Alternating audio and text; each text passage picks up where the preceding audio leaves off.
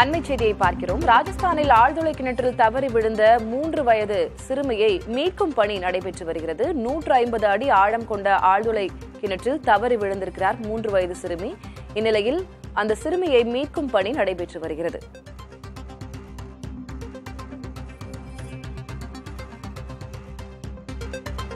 விவசாய நிலத்தில் விளையாடச் சென்ற 3 வயது சிறுமி 150 அடி ஆழம் கொண்ட ஆழ்துளை கிணற்றில் தவறி விழுந்திருக்கிறார். அவரை மீட்கும் பணி நடைபெற்று வருகிறது. கூடுதல் விவரங்களை வழங்குவதற்காக செய்தியாளர் கணபதி இணைகிறார்.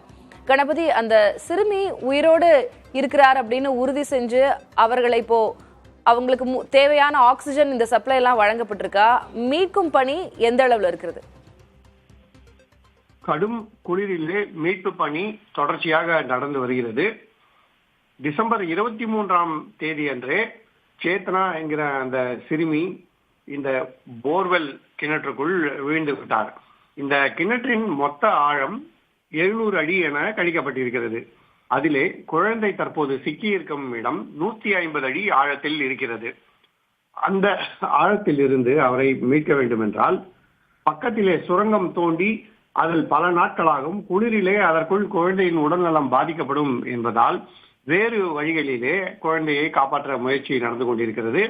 நீளமான குச்சியிலே ஹூக் என சொல்லப்படும் கொக்கிகளை பொருத்தி அதன் மூலமாக குழந்தையை வெளியே எடுக்கலாம் என தற்போது மாவட்ட நிர்வாகம், தேசிய பேரிடர் மீட்பு படையைச் சேர்ந்தவர்கள், தீயணைப்பு படையைச் சேர்ந்தவர்கள், காவல்துறையைச் சேர்ந்தவர்கள் ஆகியோர் ஒருங்கிணைந்து அங்கே முயற்சி செய்து கொண்டிருக்கிறார்கள். விரைவிலேயே குழந்தையை காப்பாற்ற வேண்டும். குழந்தைக்கு ஆக்சிஜன் அளிக்கப்பட்டு வருகிறது. கேமரா மூலமாக குழந்தை கண்காணிக்கப்பட்டு வருகிறது. ஆனால் கால தாமதம் ஏற்பட குழந்தையை காப்பாற்றுவது சிரமமாகிவிடும். மேலும் கடும் குளிரிலே உணவு இன்றி, தண்ணீர் இன்றி குழந்தை எப்படி அந்த போர்வெல்லுக்குள் உயிருடன் இருக்க முடியும் என்கிற கேள்வியும் இருக்கிறது. ஆகவேதான் விரைவாக இந்த பணியை முடிக்க வேண்டும் என மக்கள் மற்றும் அந்த குழந்தையின் குடும்பத்தினர் கோரிக்கையை வைத்திருக்கிறார்கள். வயலிலே விளையாடி கொண்டிருந்த குழந்தை போர்வெல்லுக்குள் தவறி விழுந்திருக்கிறது. அந்த போர்வெல் அந்த குழந்தையின் குடும்பத்தை சேர்ந்ததுதான். அந்த அவர்களுடைய வயலிலே தான் அந்த குழந்தை விளையாடி கொண்டிருந்தது. அதற்குள் விழுந்து விட்டது.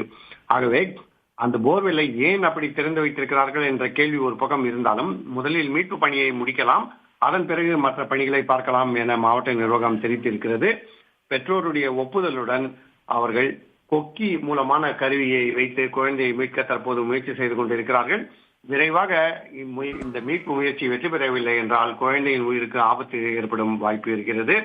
ஏனென்றால் சமீபத்திலே ராஜஸ்தான் மாநிலத்தில் தௌசாவிலே 5 வயது சிறுவன் ஒருவன் இதே போல ஆழ்துளை கிணற்றுக்குள் விழுந்து விட்டான். அவனை காப்பாற்ற முடியவில்லை என்ற சோகமான செய்தியையும் நாம் பார்த்திருக்கிறோம்.